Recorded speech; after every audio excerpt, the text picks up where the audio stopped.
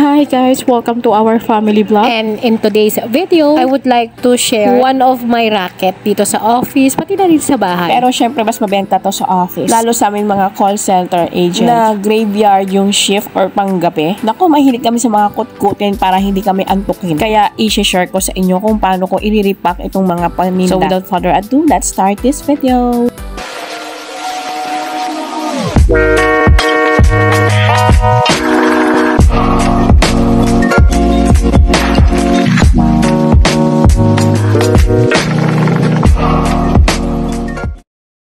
By the way, hindi lang to patok sa may mga call center agent, pwede rin to maging paninda sa school, sa office, o kahit sa bahay kapag meron kami ni tindahan. Lalo kapag ang tindahan mo ay merong alak at saka may mga manginginom. Nako, sobrang benta. Pero itong sweet corn na to, ang pinakamabenta sa akin sa lahat at saka yung butcheron. Mabenta rin to sa mga anak ko kaya minsan wala na akong tinutubo. Charis! Gumagamit nga pala ako ng parang pang kilo or weighing scale para pantay-pantay yung paninda ko. Bukod doon, bas malalaman mo kapag tumutubo ka kasi meron kang bilang na expect sa isang bag ng sweet corn, ng mani, mga ganun. So, nakita mo naman, di ba? Nakita mo naman. Charis, nakita mo naman na nilagay ko sa zero para pantay-pantay. At tapos, ito yung plastic na gamit ko. 8x11 ata yung tawag dito. Medyo makapal ito. Mas maganda to para hindi kumunat ka agad yung mga cornic, yung mani, yung mga paninda. And guys, ganito ko na siya i-repack.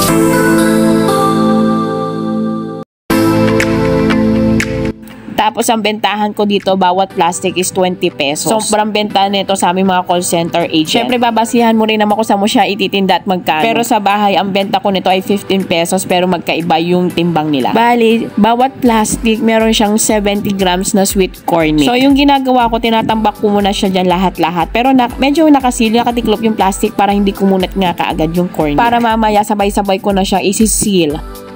Siyempre, kung meron akong maalat, meron din akong matamis, kaya nagbebenta din ako nitong chocolate cone. Gaya sa cornic, nire-repack ko rin siya ng 3. Ang benta ko dito ay 3 for 20 pesos. Hindi ako nagtitinda nito ng tingi. 3 talaga para mabilis maubos. Ganun mga strategy. At ganito ko siya nire-repack.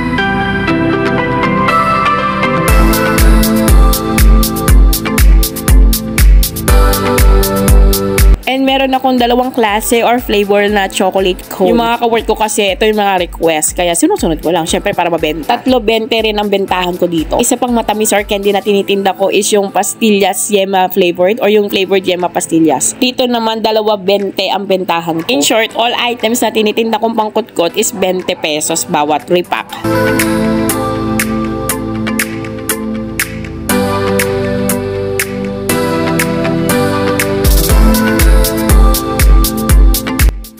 And ganito ko lang siya isi-seal gamit yung kandila. Pero nung mga panahon na yan, bumili na rin ako ng pang-seal sa Shopee. Sayang kasi yung kandila. Ito kasi yung kandila na ginamit ko dun sa anak ko nung 18th birthday niya. 18 candles. O, diba? So, hindi mo na ako magsasalita mula dito.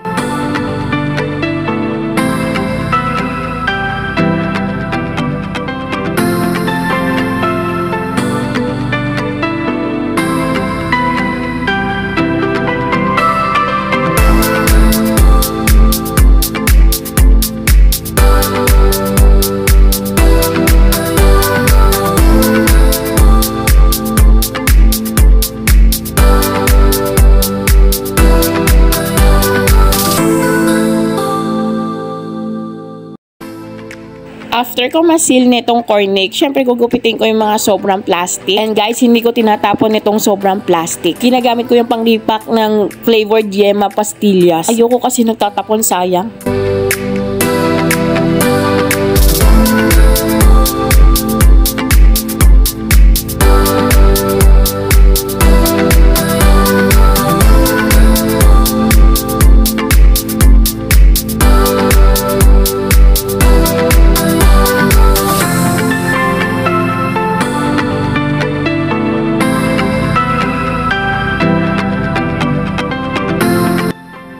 And guys, ganito na ang itsura ng mga niripak kong sweet corn mix. Diba mukhang marami siya, kaya marami bibili sa akin ng ganito.